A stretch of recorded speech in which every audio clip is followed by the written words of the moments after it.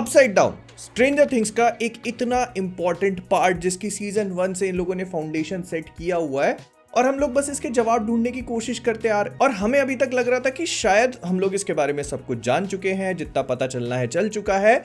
लेकिन फिर एक छोटा सा ट्विस्ट फेंका गया कि अपसाइड डाउन टाइम में फंसा हुआ है। मतलब जिस दिन विल बायर्स डिसअपीयर हुआ था तब से लेकर अभी तक अपसाइड डाउन आगे नहीं बढ़ पाया और वहां से मिस्ट्री की शुरुआत होती है कि आखिरकार ये है क्या। एंड ऑल्दो हमको सीजन 5 के वॉल्यूम 2 में इसका थोड़ा बहुत जवाब मिला और हमको बताया गया है कि ये एक्चुअली एक वर्म होल है, एक ऑल्टरनेट डायमेंशन नहीं, एक ब्रिज है जो हमारी नॉर्मल दुनिया को एबिस के साथ में कनेक्ट करता है, मतलब एक पैरेलल डायमेंशन।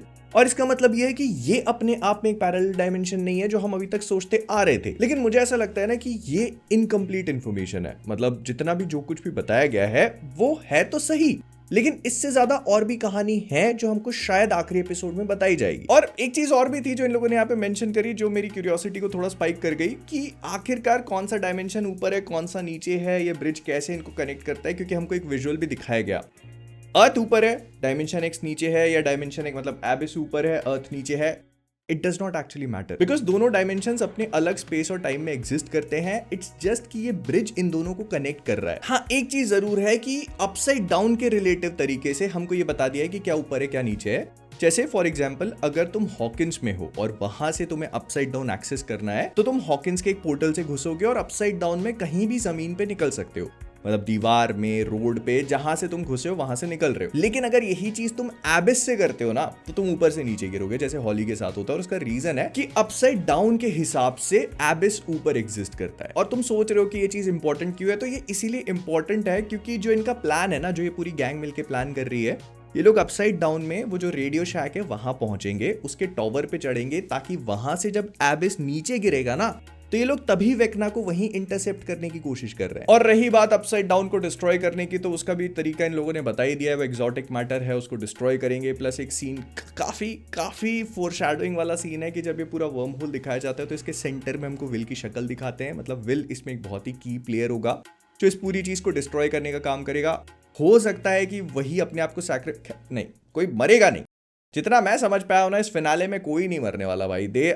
हर किसी को इतना भयानक प्लॉट आर्मर है ना कि आर मार्टिन, अब छोड़ो वहां नहीं जाते। मैं ये बताने की कोशिश कर रहा हूं कि विल बहुत ही की प्लेयर होगा, बट वो जब होना है होता रहेगा। मैं तुम्हें बताता हूं मुझे क्या लगता है।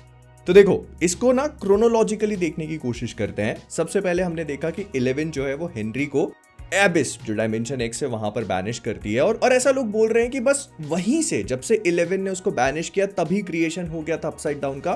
मुझे नहीं लगता कि ऐसा है, बिकॉज अगर तभी अपसाइड डाउन या वो वर्म होल या ब्रिज क्रिएट हो चुका था तो फिर हेनरी को वापस आने से क्या चीज रोक रही थी। इनफैक्ट डॉक्टर ब्रेनर ने खुद भी इतना टाइम स्पेंड किया 11 को हेनरी के साथ कांटेक्ट करवाने के लिए, बिकॉज उनको पता था पहले से ही एबिस के बारे में। वो क्या है क्यों है वो तुम लोग को वेकना के ओरिजिन वाले वीडियो में पता चल जाएगा। लेकिन डॉक्टर ब्रेनर का मेन एम था एबिस तक पहुंचना, और इसी चक्कर में वो 11 को लगातार पुश करते रहते हैं। जब वो डेमोगॉर्गन से कांटेक्ट करती है तब मान के चलो कि इस पूरे ब्रिज का फॉर्मेशन होता है। और याद रखना, मैंने ब्रिज कहा अपसाइड डाउन नहीं, तो मतलब ब्रिज क्रिएट हो चुका है, मतलब आना जाना पॉसिबल है। अब इस ब्रिज को स्टेबलाइज करने के लिए क्रिएशन होता है एक्सोटिक मैटर का। वो क्रिएट किसने किया, कैसे किया, वो अभी मेन इंपॉर्टेंट चीज नहीं है। ब्रिज का क्रिएशन हो चुका है और उसी ब्रिज का इस्तेमाल करता है वेकना अपने डेमोगॉर्गन को विल को उठाने के लिए। मतलब वो वहां पर भेजता है किसी भी बच्चे को उठाने के लिए। Will just happen to be there, तो वो उसको उठा करके लेके आता है इस जगह पे जिसका फिलहाल कोई भी शेप या साइज या फॉर्म नहीं है। अब क्योंकि विल यहां पर आ चुका है, वेकना अपने हाइव माइंड के थ्रू उससे ऑलरेडी इन अ वे थोड़ा बहुत कनेक्टेड है, तो वो इस पूरे ब्रिज को हॉकिंस की तरह शेप देना शुरू करता है। मतलब वेकना जो पहले हेनरी था उसने हॉकिंस तो देख ही लिया था, उसने अपनी मेमोरीज और विल की मेमोरीज को कंबाइन करके हॉकिंस का जो प्रेजेंट टाइम है उसको उस तरह का शेप देने की कोशिश करी। इनफैक्ट वो विल से मिलने पर उसे कहता है कि वो एक बिल्डर है। हालांकि पूरी बातचीत उसके टनल्स बनाने के पहले की थी, बट स्टिल। और अगर तुम सोच रहे हो ना कि इसका रीजन क्या है, तो रीजन हमारी आंखों के सामने है। हमें अभी तक ये चीज दिखा दी गई है कि वेकना जो है वो अपने जितने भी बच्चे उनको उठा करके अपने हाइव माइंड से कनेक्ट करता है, उनके मुंह में वो पूरा ट्यूब व्यूब डाल करके, और फिर उनको अपने घर की हैप्पी मेमोरीज देने की कोशिश करता है। मतलब एक ऐसी जगह पहुंचाता है जो उनके लिए फेमिलियर है, थ्रेटनिंग फील नहीं होती है, और उनको वहां पे वो सारी चीजें मिलती हैं जो वो चाहते हैं। तो विल वेकना का पहला वेसल था, मतलब सबसे पहला एक्सपेरिमेंट, पहला प्रोटोटाइप। तो उसने विल के लिए भी वही सेम चीजें करने की कोशिश करी जो वो उन बच्चों के लिए कर रहा है। बस उसके करने का तरीका गलत था। उसने सोचा कि अगर मैं इस दुनिया को वैसा ही शेप दे दूंगा जो विल के लिए फेमिलियर है तो शायद वो अपने आप यहाँ पे रहने लगेगा और मैं उसकी बॉडी को पकड़ के उसे अपना वेसल बना लूंगा। But it kind of failed very badly, क्योंकि पहली बात तो ये हॉकिंस की तरह था नहीं। यहाँ सूरज नहीं निकलता, पूरा टाइम परमानेंट अंधेरा रहता है। ऊपर से एबिस के जो माइंड फ्लेयर पार्टिकल्स है वो पूरी जगह पे घूम रहे हैं, हर कहीं वो गंदी घिनौनी वाइन्स फैल रही हैं। तो विल जैसा बच्चा यहाँ पर आकर डरेगा ही। एंड वेक्ना को ये चीज का रियलाइजेशन हो गया कि ये पैतरा काम नहीं करने वाला। फिर उसने विल को पकड़ा, उसके मुंह में वो ट्यूब वगैरह डाली और उसे अपना स्पाई बनाया। इस थ्योरी पे मैं इसी वजह से आया हूँ कि वेक्ना जो है वो सीजन 2 में विल का इस्तेमाल करता है वो टनल्स को बनाने के लिए।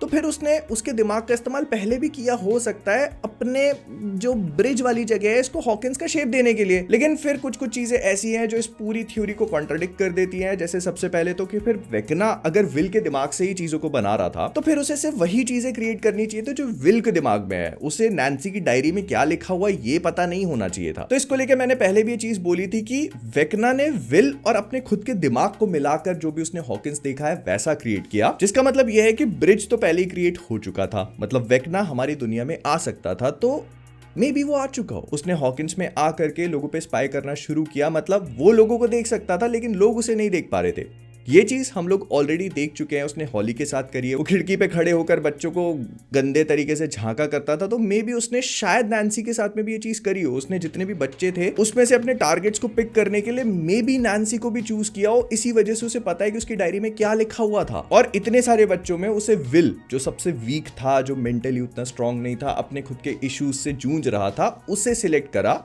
और फिर उसके थ्रू अपनी पूरी चीजों को मिला करके इसे अपसाइड डाउन का शेप दिया। लेकिन फिर क्योंकि उसे ये समझ में आया कि नहीं यार ये पैतरा काम नहीं कर रहा, विल तो इतना एंगेज्ड है ही नहीं, इनफैक्ट ये मेरा सब्जेक्ट भी नहीं बन सकता सही तरीके का, मेरा स्पाई ही बना के काम चला लेता हूँ। तो फिर विल वापस निकल के चला गया और इसी वजह से ये पूरी जगह फ्रोजन इन टाइम है, क्योंकि यहाँ पर एक्टिव लोग हैं ही नहीं। एक दुनिया को चलाने के लिए जरूरी होते हैं लोग। जो हॉकिंस में है, एबिस में भी मॉन्स्टर्स हैं तो चीजें मूव कर सकती हैं, लेकिन इस वर्म होल, इस ब्रिज में तो कुछ है ही नहीं ना। तो इट मेक्स परफेक्ट सेंस कि जगह फ्रोजन इन टाइम है। एक पर्टिकुलर डेट पे जब इसका क्रिएशन हुआ, ये तब से वैसी की वैसी है। प्लस वेक्ना को ये भी समझ में आ गया कि उसने जो कुछ भी क्रिएट किया है, ये पूरा शेप दिया है, जगह बनाई है, इसका कोई मतलब है नहीं, क्योंकि लोग आकर के एंगेज होने नहीं वाले यहाँ पर। तो उसने उसको अबैंडन कर दिया जैसे एक भूतिया टाउन हो। फिर सवाल ये पैदा होता है कि अगर वेक्ना को ये चीज करनी ही थी, मतलब बच्चे उठा करके अपने घोंसले में डालने ही थे, तो फिर वो ये काम एबिस में क्यों कर रहा है? ये तो अपसाइड डाउन में कर ही सकता था वो इजीली, जब उसने पूरी जगह खुद ही क्रिएट करी है, सब कुछ उसके हाथों में है। तो इसके दो कारण हैं। सबसे पहले तो अब अपसाइड डाउन सेफ नहीं है, वहां पर मिलिट्री वालों ने ऑलरेडी अपना बेस वगैरह एस्टैब्लिश कर लिया है। ऊपर से ये जो पार्टी गैंग लोग हैं ना, ये लोग भी आकर के रेगुलर क्रॉलिंग वगैरह कर रहे हैं। तो इस वजह से वेक्ना को समझ में आया कि यहाँ पर बच्चों को रखना सेफ नहीं है। और दूसरा रीजन है कि उसे ये सारे बच्चे एबिस में ही चाहिए थे, क्योंकि उसके प्लान का ये पार्ट है। वो बेसिकली वही सेम चीज करने की कोशिश कर रहा है जो उसने हॉकिंस में करी थी, वो रिफ्ट क्रिएट करना, और उसके लिए उसे फिजिकली वहां पर बच्चों की जरूरत है। इसको तुम ऐसे समझ के देखो कि जब हॉकिंस में वेक्ना ने सारी चीजें करी थी तो उसके लिए उसने वहां पर नेटवर्किंग करी। मतलब अपसाइड डाउन से उसने वाइन्स को कनेक्ट किया जो डायरेक्टली हॉकिंस में जाकर चीजों को अफेक्ट कर रही थी। लेकिन क्योंकि एबिस में उसको कोई थ्रेट नहीं है, उसे रोकने वाला कोई है नहीं, तो फिर वो ऑटोमेटिकली वहां पर जाकर अपना पूरा घोंसला बनाता है, वहां बच्चों को कनेक्ट करता है और फिर वहां पे वो रिफ्ट्स लेके आएगा जो वो ऑलरेडी स्टार्ट कर भी चुका है। थिंक स्पीकिंग ऑफ विच, सवाल ये भी पैदा होता है कि ये घोंसला है क्या? इतना अजीब सा ग्रोस लुकिंग स्ट्रक्चर, ये है क्या? तो देखो क्लियर शब्दों में कि माइंड फ्लेयर की बॉडी है। I mean, हमें अभी तक माइंड फ्लेयर का शरीर दिखाया नहीं गया, लेकिन इसको तुम ऐसे इमेजिन करके देखो कि जब हम इसको पहली बार देखते हैं तो इसके ऐसे ना कुछ ऊपर टेंटिकल्स टाइप की चीजें निकली हुई है, और अगर इसी चीज को तुम अपसाइड डाउन कर दो, मतलब इसको जमीन पे ऐसे कर दो, तो ये किसी चीज के पैर भी बन सकते हैं। एंड अगर तुमने कभी किसी मकड़ी को मरे हुए देखा है तो वो ऐसी ही नजर आती है, मतलब वो उल्टी हो जाती है और उसके पैर पूरे ऊपर आ जाते हैं, और माइंड फ्लेयर एक मकड़ी जैसे ही तो दिखता है। हम लोगों ने बस अभी तक उसका फिजिकल फॉर्म देखा नहीं है, तो who knows, this might actually be its physical form. एक चीज और भी है जो इसको और भी ज्यादा कंसोलिडेट कर देती है। अगर तुम नोटिस करते हो तो जहां पर वेक्ना इन सारे बच्चों के साथ अपना पूरा कनेक्शन एस्टैब्लिश कर रहा है, नेटवर्किंग कर रहा है, वहां पर कोई चीज है जो बीट कर रही है एक हार्ट की तरह।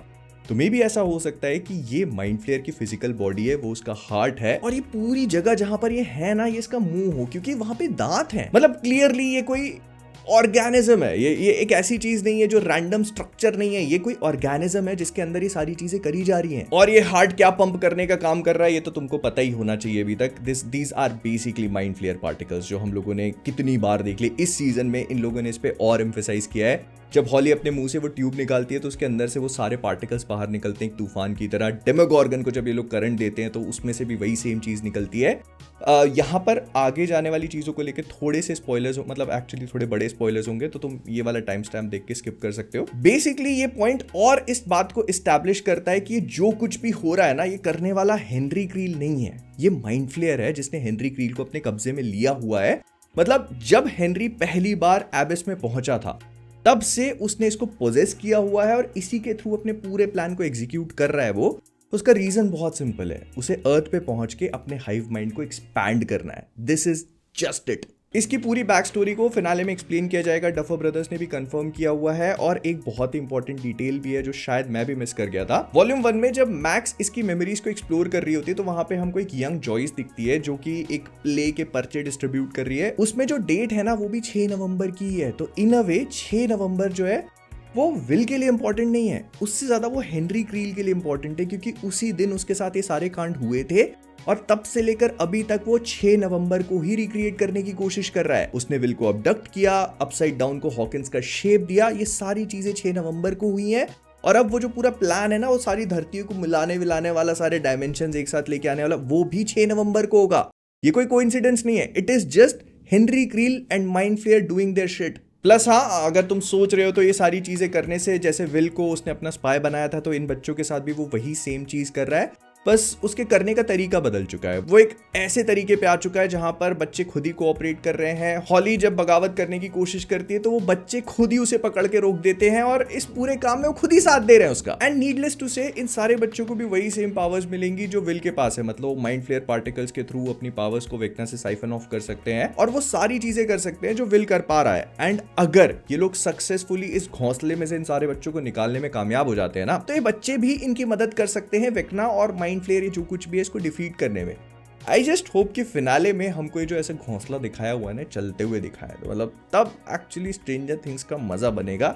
11 विल सारे बच्चे, ये कहीं तो एग्जीक्यूट होनी चाहिए ना ये सारी चीजें। मतलब कब तक बस दिमागी लड़ाई लड़ते रहोगे वे? लेकिन चलो ठीक है, वो कम से कम कोई लड़ाई तो लड़ रहे हैं। तुम तो सब्सक्राइब भी नहीं करते, मैं बोल के चला जाता हूँ, लाइक भी नहीं करते भाई यार, क्या।